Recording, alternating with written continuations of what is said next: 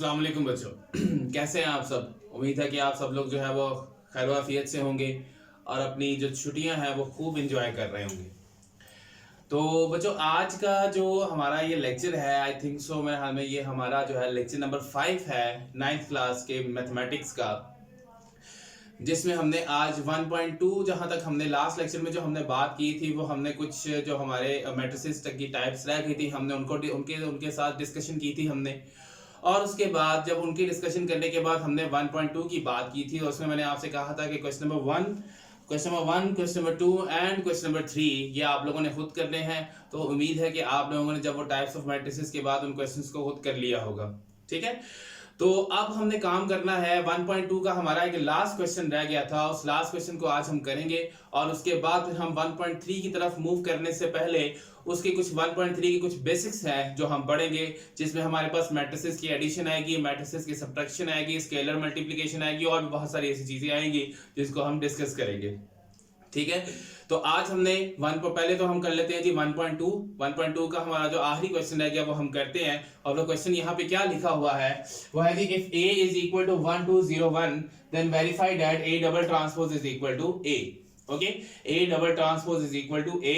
It means कि हमने ये प्रूव करना है कि अगर आप किसी मैट्रिक्स का डबल ट्रांसपोज लें या दो दफा उसका ट्रांसपोज ले लें तो वो किसके इक्वल आता है? a के इक्वल आ जाता है। तो आइए हम इसको देखते हैं। तो बेटा जी सबसे पहले हम यहां पे लिखते हैं जो हमें गिवन है a is equal to 1 2 0 1।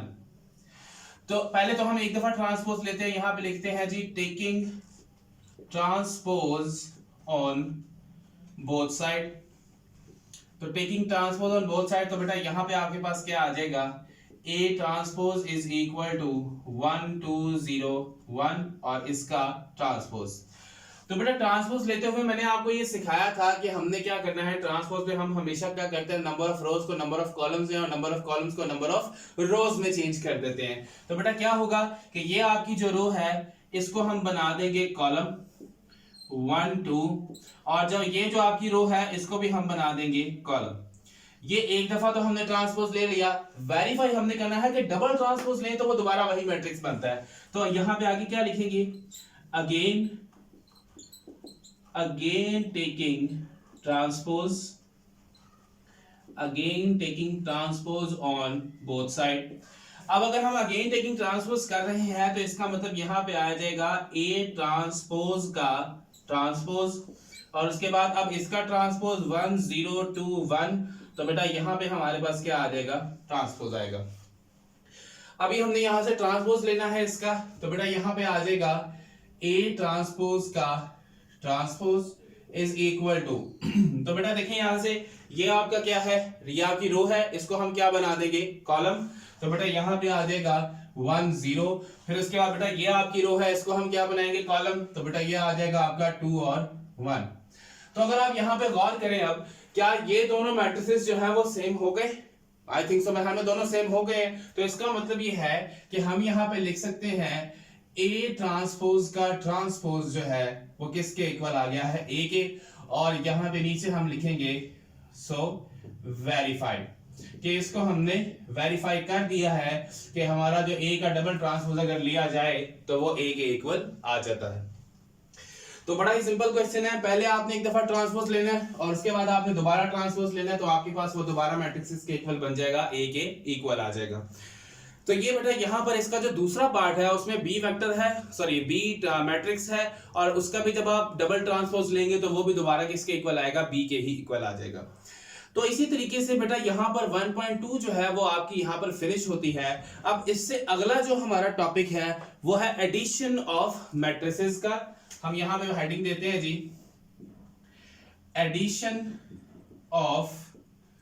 Addition of matrices का।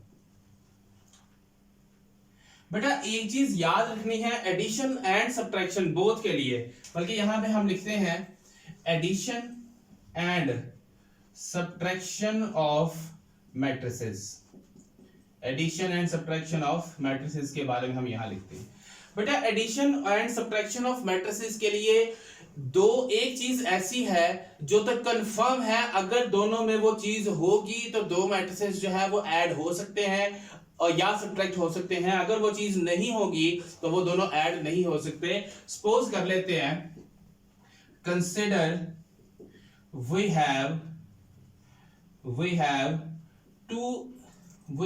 To matrices, A and B। Suppose कर लेते हैं जी हमारे पास जो है दो मैट्रिसेस है A और B। यहां पे लिखेंगे these two matrices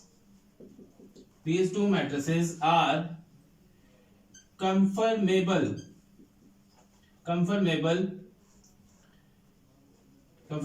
for addition and subtraction if they have same order। बेटा यही एक मेन कंडीशन है, if they have same order, यही बेटा मेन कंडीशन है आपकी। अगर ये कंडीशन नहीं होगी तब तक आपके दोनों मैट्रिसेस जो है वो ना तो ऐड हो सकते हैं और ना ही सब्ट्रैक्ट हो सकते हैं। तो पेज नंबर 9 पे जहां 1.2 खत्म हो रही है तो उसके नीचे लिखा हुआ है कि let A and B any two matrices with the real number entries, the matrices A and B are conformable for addition if they have same order। और उसी तरह सब्ट्रैक्शन में भी यही लिखा गया है if they have same order। तो यहां पे जरा हम स्पेलिंग ठीक कर लें, कंफर्मेबल, ठीक है जी। तो if they have same order, तो बेटा जब तक आप इसकी जरा अगर हम एग्जांपल के लिए मैं साइड पे हो रहा हूं, इसका जरा स्क्रीनशॉट ले लें और उसके बाद हम आगे काम करते हैं। तो ले जी इसको मैं रेज करने लगा हूं। अब हम जरा बात कर लें इनकी एग्जांपल की। ये जो बात हमने यहां पर की है उसकी एग्जांपल की जरा बात कर लेते हैं। फॉर एग्जांपल हमारे पास दो मैट्रिसेस आ गए, A is equal to 1 2 and the second one is 1 कोई और मैं नाम लिख लेते हैं, दैट इज 0 और -4। हम चाह रहे हैं जी कि हम इनको ऐड करें, तो बेटा करते हैं हम इनको ऐड 1 2 प्लस 0 -4। लेकिन ऐड करने से पहले हम क्या देखेंगे कि दोनों का ऑर्डर क्या है। इसका ऑर्डर क्या है, 2 रोज है और 1 कॉलम है, 2 by 1 है। इसका भी ऑर्डर क्या है, 2 रोज एंड 1 कॉलम। इट मींस कि इसका ऑर्डर भी क्या है, 2 by 1 है। तो इसका मतलब ये है कि हम इनको यहां पर ऐड कर सकते हैं। तो इसका मतलब जो आपका कोरेस्पॉन्डिंग एलिमेंट है वो पहले में ऐड हो जाएगा अपने कोरेस्पॉन्डिंग एलिमेंट में, दूसरा कोरेस्पॉन्डिंग एलिमेंट दूसरे में ऐड होगा। तो बेटा यहां पर आपके पास आ जाएगा 1 + 0 + -2 -4। तो बेटा आपके पास A + B क्या आ जाएगा, एक आएगा 1 2 -4 -2 आ जाएगा। तो इसी तरीके से आप इनको यहां पर सब्ट्रैक्ट भी कर सकते हैं। आप दरमियान में सब्ट्रैक्ट का साइन लगाएं तो इन दोनों को क्या करते हैं, यहां से सब्ट्रैक्ट कर दे तो हमारे पास वैसे ही एक और आंसर निकल आएगा यहां से। तो आपने हमेशा अब देखें ना, अगर आपके पास कोई मैट्रिक्स आ जाता है जी, ए को मैट्रिक्स है जी 1 2 3 4 और दूसरा मैट्रिक्स आपके पास आ जाता है जी 1 0, तो बेटा पहले तो हम ये देख लेंगे कि इसका ऑर्डर सेम है या नहीं है। तो जब तक ऑर्डर सेम नहीं है तब तक आप उसको ना तो ऐड कर पाएंगे ना ही सब्ट्रैक्ट। और अगर हम इसके ऑर्डर की बात करें तो बेटा इसका ऑर्डर है जी 2 by 2, 2 रोज 2 मैट्रिक्स, इसमें 2 रोज हैं और हमारा एक कॉलम है। यहां पे अगर हम इन दोनों को देखें, इसको और इसको, ये दोनों तो ऑर्डर सेम नहीं है। तो अगर ये दोनों ऑर्डर सेम नहीं है तो इसका मतलब क्या है कि हम इनको ना तो ऐड कर सकते हैं और ना ही सब्ट्रैक्ट कर सकते हैं। तो हमेशा याद रखना है आपने कि एडिशन और सब्ट्रैक्शन के लिए, मैट्रिसेस की एडिशन और सब्ट्रैक्शन के लिए ऑर्डर्स का सेम होना बहुत जरूरी है और ये पेज नंबर 9 के अंदर लिखा हुआ है जी। तो अब हम चलते हैं अगले पेज पर जो है हमारा पेज नंबर 11 और इसमें लिखा हुआ है multiplication of a matrices by a real number. लीजिए इसको भी देख लेते हैं क्या क्या बात कर रहा है ये।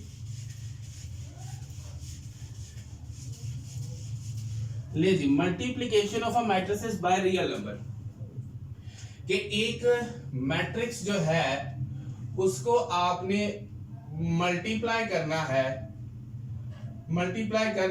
एक रियल नंबर के साथ, ठीक है।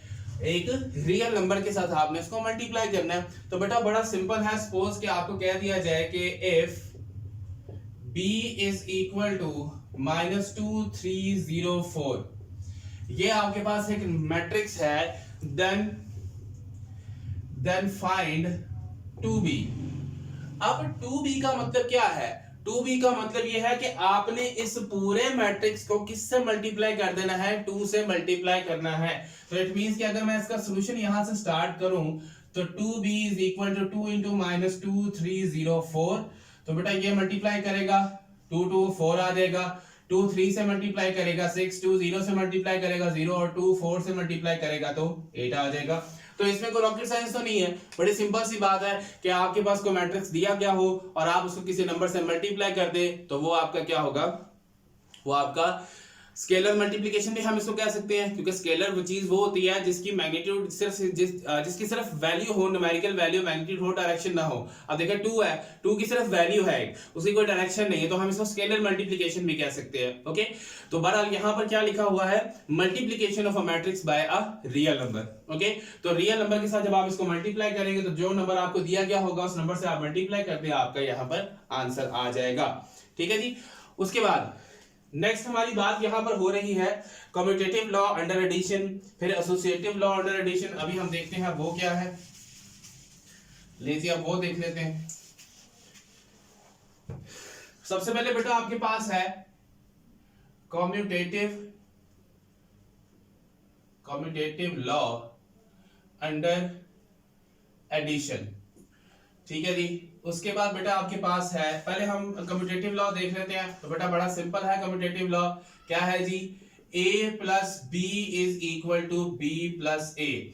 यानी कि कम्यूटेटिव लॉ में याद रखना है हमेशा दो मैट्रिसेस का इस्तेमाल होता है। अब अगर वो एडिशन की बात कर रहा है तो इट मींस कि हमने दोनों को ऐड करना है। तो बड़ी सिंपल सी बात है, आप दो मैट्रिक्स लें, ठीक है, ए और बी, उन दोनों को ऐड करें। सपोज कर लेते हैं कि हम यहां पर लेते हैं जी ए मैट्रिक्स हम लेते हैं 1 2 3 0 और बी मैट्रिक्स हम ले लेते हैं -1 0 2 3।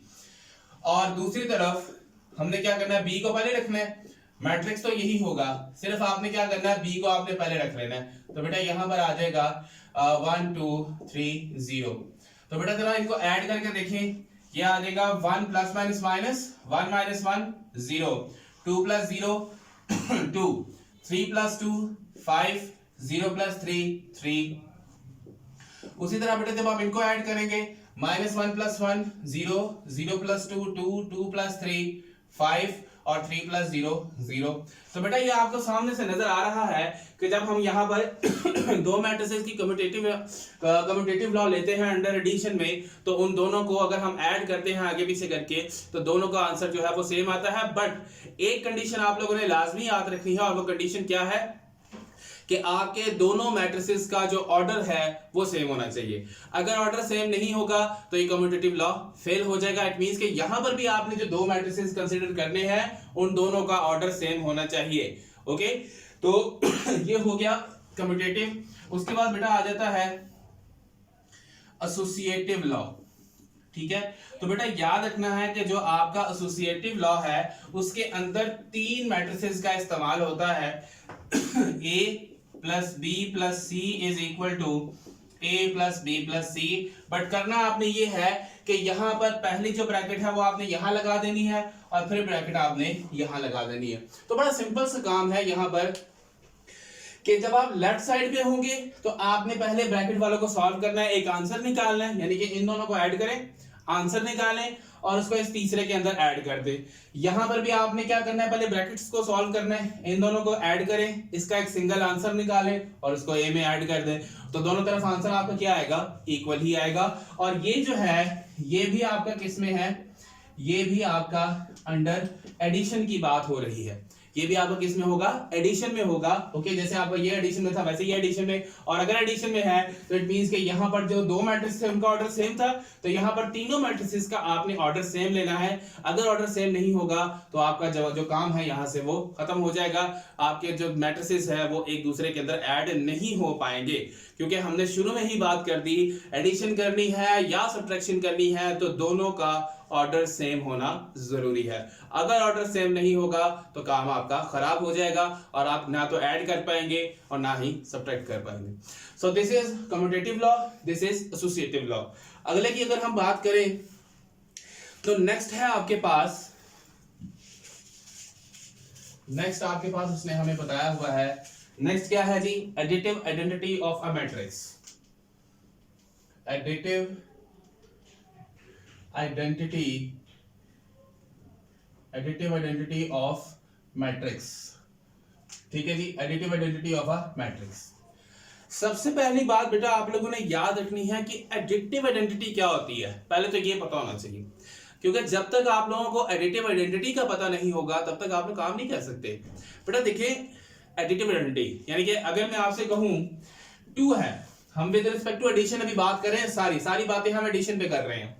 2 है, मैं ये चाहता हूं कि इस नंबर के अंदर कोई ऐसा नंबर ऐड किया जाए कि उसका जो आंसर है वो 2 ही रहे। तो सोचिए जरा कौन सा नंबर है, वो नंबर क्या है जी आपका 0, क्योंकि जब आप 0 ऐड करेंगे तो आंसर वही रहेगा।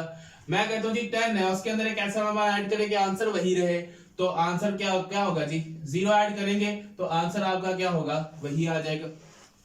तो इसका मतलब ये है कि एडिटिव आइडेंटिटी जो है, अगर हम सिर्फ नंबर्स में बात करें तो नंबर्स में जो एडिटिव आइडेंटिटी है वो 0 है।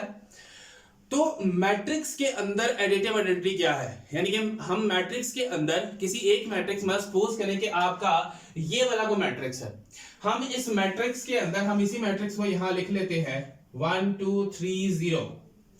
हम इसी मैट्रिक्स के अंदर एक ऐसा मैट्रिक्स ऐड करना चाहते हैं कि उसका आंसर यही आ जाए। तो जरा सोचे कौन सा ऐसा मैट्रिक्स होगा जो मैट्रिसेस के लिए एडिटिव आइडेंटिटी का काम करेगा, बताएं जरा, सोचें अपने माइंड में एडिटिव आइडेंटिटी कौन सी होगी। आप लोगों ने पढ़ा rectangular matrix, row matrix, column matrix, transpose of a matrix, metric matrix, square matrix, cube matrix, एक में छोड़ गया बीच में, कौन सा, नल मैट्रिक्स। और वो नल मैट्रिक्स क्या है, नल मैट्रिक्स हमारा क्या है जी 0 0 0 0। करो भाई इसके अंदर add 1 plus 0 1, 2 plus 0 2, 3 plus 0 3, 0 plus 0 0। तो इसका मतलब ये है कि अगर आपको कभी ऑप्शन में आ जाए कि which of the following matrices is the additive identity of the matrices, तो ऑप्शन दिया हो symmetric matrix, null matrix, square matrix, row matrix, तो कौन सा आपका आंसर होगा जी, नल मैट्रिक्स। क्योंकि नल मैट्रिक्स के अलावा कोई भी ऐसा मैट्रिक्स नहीं है जिसको किसी मैट्रिक्स के अंदर ऐड किया जाए तो वो आंसर जो है आपका वही मैट्रिक्स आ जाए। तो इसका मतलब अगर आपसे पूछा जाए कि a plus B is equal to a is equal to B plus A, it means कि हमने क्या किया कि इस a के अंदर एक ऐसा मैट्रिक्स ऐड किया कि आपका आंसर ए ही आ गया। तो अगर हमारे पास कुछ इस तरह से ऑप्शन दी जाए तो हमारे इनमें से एडिटिव आइडेंटिटी कौन सा मैट्रिक्स होगा, ए होगा या बी होगा, नहीं, जो आंसर आया होगा वो आपका एक्चुअल मैट्रिक्स होगा, और जो आंसर नहीं होगा दरमियान में वो आपका क्या होगा, आइडेंटिटी मैट्रिक्स होगा। ठीक है, तो अक्सर अगर पेपर में भी इस तरह से ये लिखा हो तो अगर पूछ दिया जाए जी कौन सी प्रॉपर्टी है, तो उससे अंदाजा करें कि ए के अंदर बी को ऐड करने से ए ही आ रहा है या बी के अंदर ए को ऐड करने से फिर ए ही आ रहा है, तो इसका मतलब ये कौन सी प्रॉपर्टी है, आपकी एडिटिव आइडेंटिटी ऑफ मैट्रिक्स है। ठीक है, आपको कोई ऐसे भी ऑप्शन आ सकता है या दूसरे तरीके से भी ऑप्शन आ सकता है कि which of the following is the identity matrix, 4 option दिए हो तो आपका ऑप्शन क्या होगा जी, नल मैट्रिक्स। अगर आपको ये लिखा हुआ आ जाए और बताया जी हमें कौन सी प्रॉपर्टी है ये, तो प्रॉपर्टी कौन सी होगी, आपकी एडिटिव आइडेंटिटी ऑफ मैट्रिक्स होगी।